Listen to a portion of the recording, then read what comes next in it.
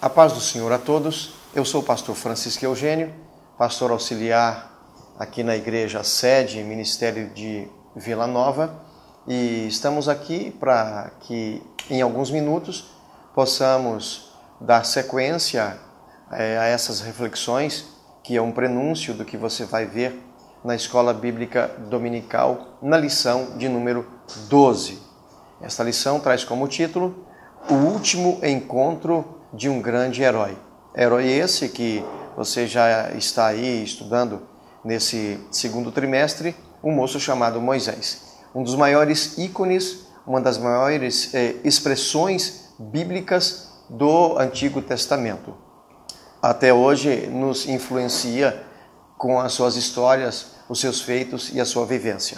Cristo é o responsável por nos conduzir à nossa Canaã celestial. E ele é o profeta por excelência. Por isso, o comentador traz aqui esse assemelhamento entre Moisés e também o nosso Cristo. Que Moisés foi o mediador do Antigo Concerto e Cristo o mediador do Novo Concerto. No número 1, traz aqui o seguinte tema: a última visão de Moisés. Isso dá-se quando, no capítulo 34 do livro de Deuteronômio, o Senhor leva Moisés até o Monte Nebo e diz para ele olhar, visualizar a terra em que o povo seria inserido, ou melhor, colocado dentro dela. Agora, no número 1, no tópico 1, no número 1, está aqui o seguinte tema: Moisés, morte, a recompensa para Moisés. Parece meio contraditório dizer que a morte é uma recompensa. Aqui nós vamos ver a morte como perspectiva divina. O que Deus pensa e tem para o homem através da morte. Quando eu disse que parece meio contraditório, é que a morte é o que mais assusta o ser humano. A morte é o pavor de todo ser humano natural, aquele que não conhece a Cristo. E o comentador começa dizendo que o espaço da trilha para o cume de Pisga, que era o mesmo no Monte Nebo, é para apenas uma pessoa. Moisés, ele saiu só em direção à morte e sabia muito bem disso. Mais ou menos no meio aqui do comentário, ele diz que a morte que teve Moisés foi um prêmio concedido por Deus. Não parece meio contraditório? Meu amigo, você que está aí nos acompanhando, morte como prêmio?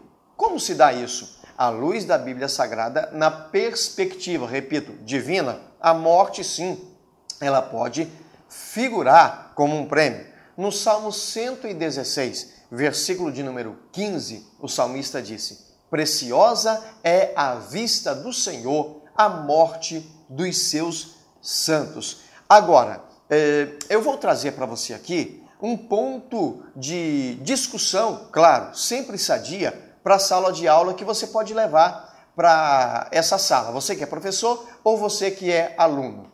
Parece que nos nossos dias, nós, crentes em Cristo Jesus, perdemos o senso da perspectiva divina a respeito dessa morte, que é para nós um prêmio. Haja visto que desde a era neotestamentária, no começo da igreja aqui na Terra, as perseguições aos crentes por serem adeptos à fé cristã, elas foram cruéis. Você se lembra bem que nas arenas romanas, você vê isso na era dos mártires, o que é que acontecia? Quando eles eram levados às arenas e os leões iriam os devorar, diz no livro A Era dos Mártires que eles gritavam dizendo para os leões: vem, vem, mas venham vorazmente e devorem a minha carne, porque vocês, leões, serão os instrumentos para que eu receba através da morte o prêmio que Deus tem preparado para mim.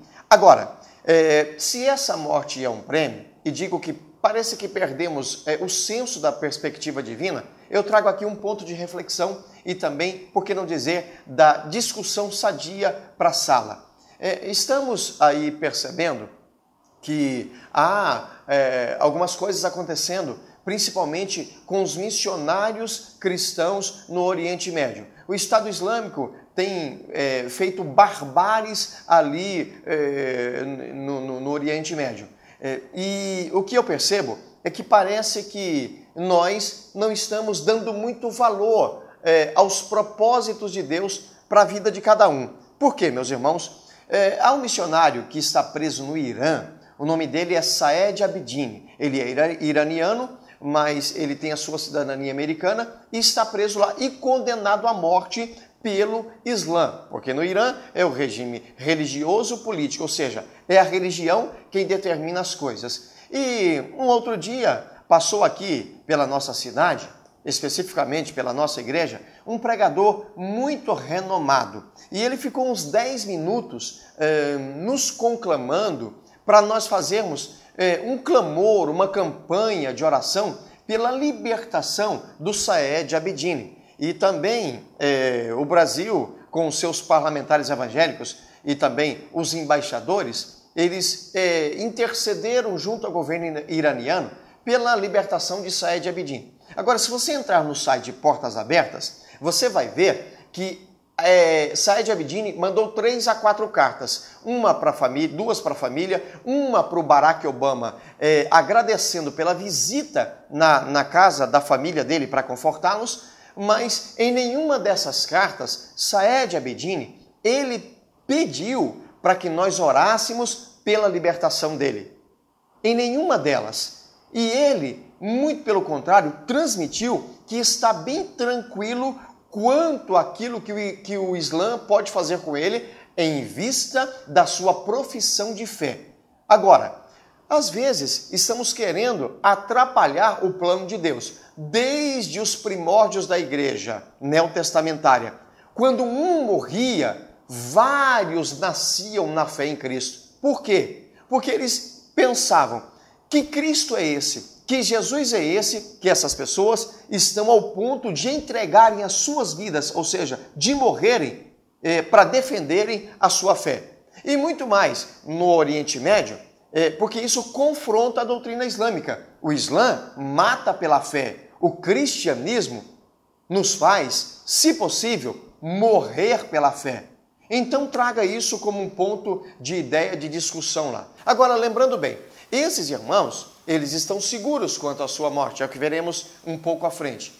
Agora, você se lembra que na Indonésia, há uns meses atrás, mataram 2 traficantes brasileiros, o Marco Acha e o Rodrigo Goulart. Eles que estavam lá e sabiam, porque no aeroporto de Jakarta, capital da Indonésia, está escrito que quem traficar drogas lá é penalizado com a morte. Agora, você fez alguma oração, você fez alguma intercessão pelo Marco Acha, pelo Rodrigo Goulart, que não conhecem a Cristo Jesus? Eles, morrendo, com certeza, não tendo a fé professada em Cristo, irão para o inferno. Agora, esses missionários que estão pregando o Evangelho e que Cristo quer premiá-los com a morte, e quem sabe essa morte é para levantar vários outros cristãos lá no Oriente Médio ou em outros lugares, eles estão seguros. Mas e os outros que não estão? Às vezes queremos atrapalhar o propósito de Deus na vida daqueles que são seus. E a morte não é nada mais do que um prêmio para eles. Bem, no tópico 2 está aqui o seguinte tema: pessoas especiais deixam marcas indeléveis. Ou seja, Moisés, ele, com a sua vida, marcou a história. Ele marcou os lugares por onde passou. O círculo de relacionamento de Moisés sentiu a sua falta quando ele foi levado ao céu, quando ele foi assunto ao céu. Agora, eu lhe faço uma pergunta. Nós, no nosso círculo de relacionamento, estamos fazendo falta? Nós temos sido pessoas especiais para a nossa família, para a igreja onde congregamos, para o círculo onde convivemos? Nós estamos deixando a nossa marca se deixarmos esse corpo físico hoje?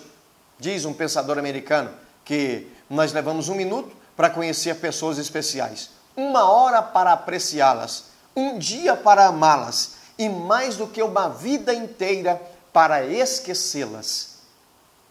A pergunta é, nós estamos deixando a nossa marca? Se nós deixássemos este mundo hoje, deixaríamos saudades?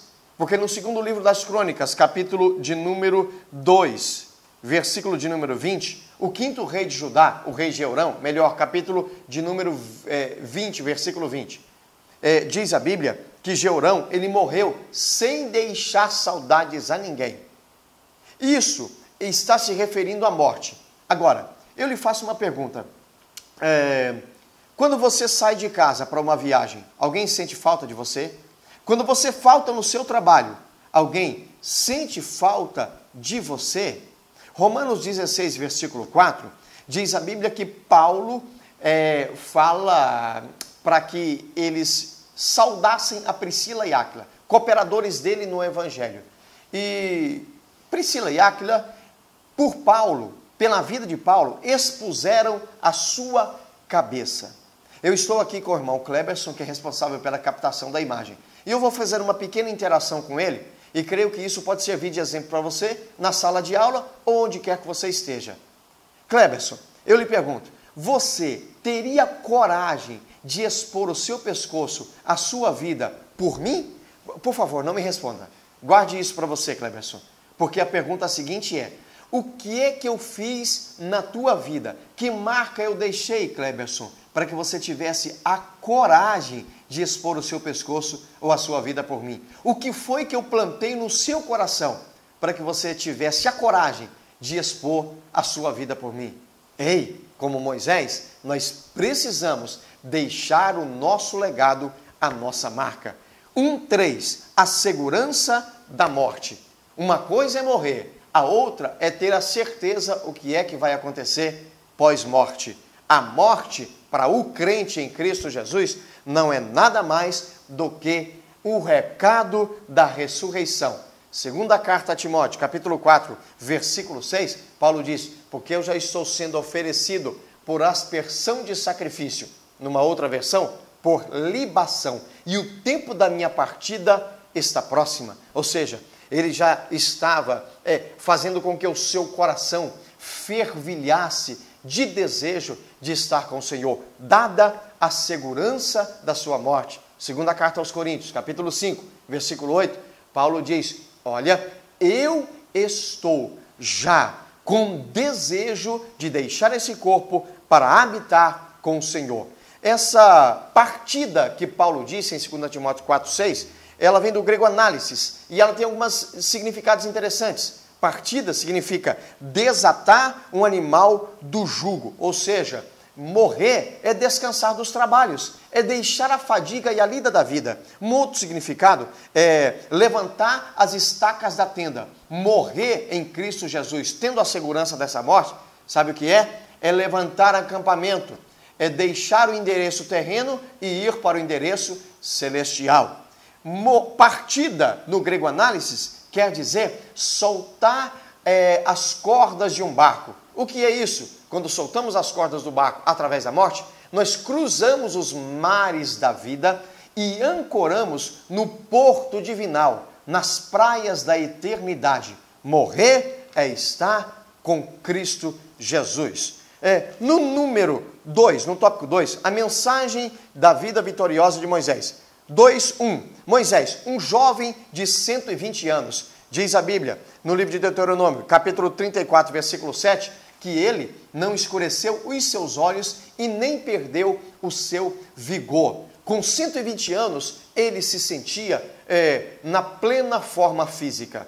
Olha, nós somos seres espirituais, sabia disso? Nós estamos aqui na dimensão do Espírito Santo. Ele é quem nos guia. Nós sentimos muitas coisas gostosas do céu aqui na terra, um prenúncio do que vamos receber lá. Porém, somos também seres humanos. E como seres humanos, temos que preservar o nosso corpo.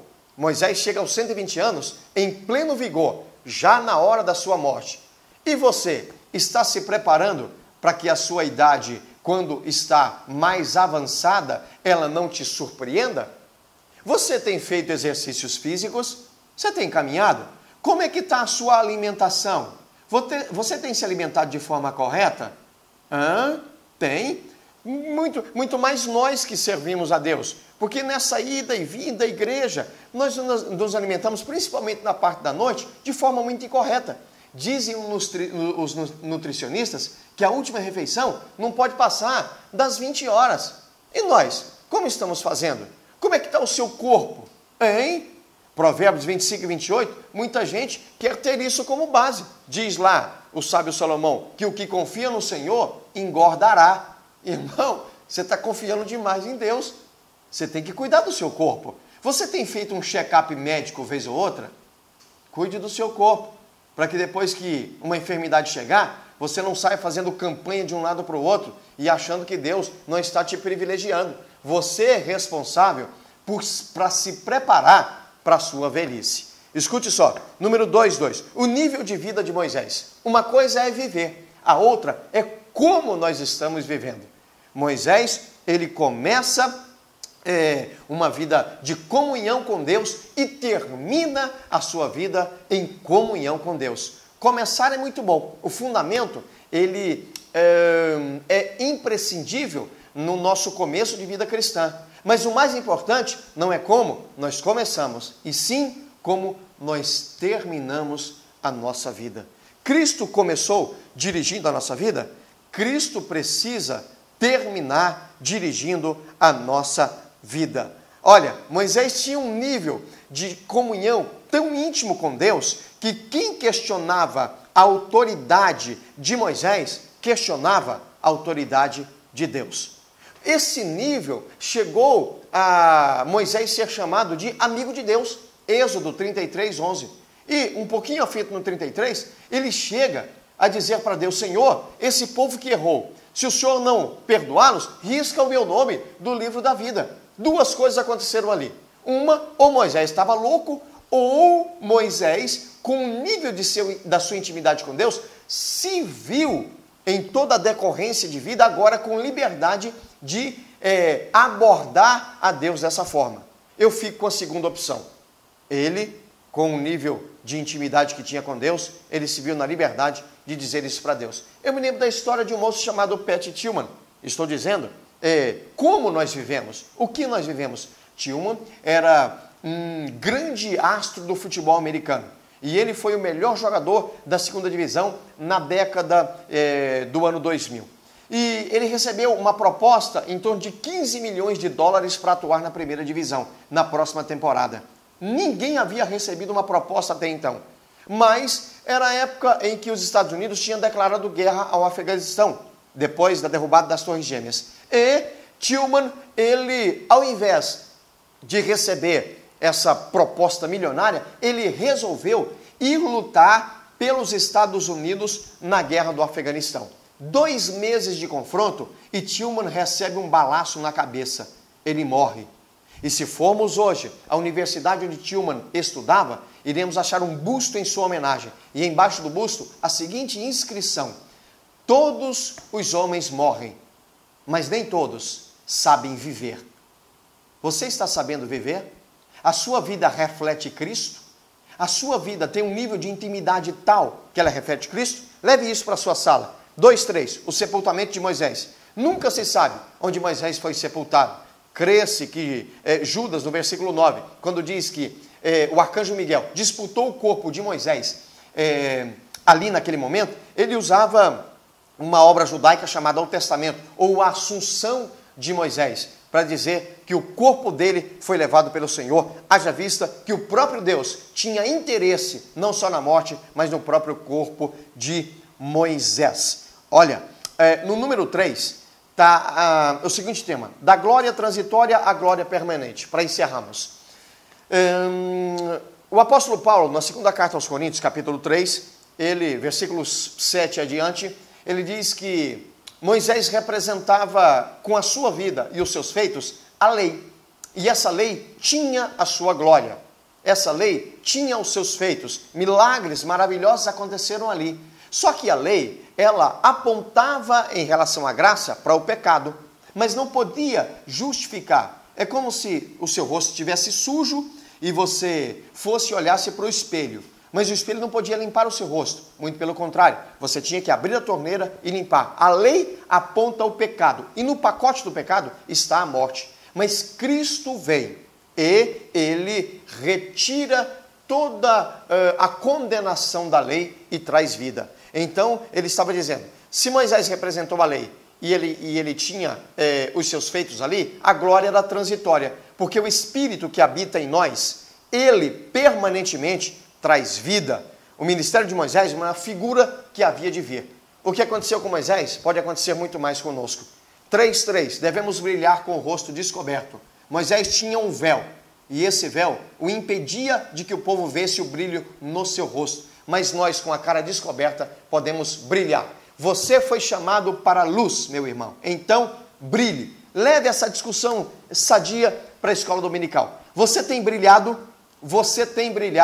e a conclusão diz que o caminho que o Senhor preparou para nós tem que ser um caminho salutar. O último encontro desse grande herói deve servir de exemplo para nós. Que Deus lhe abençoe em Cristo Jesus.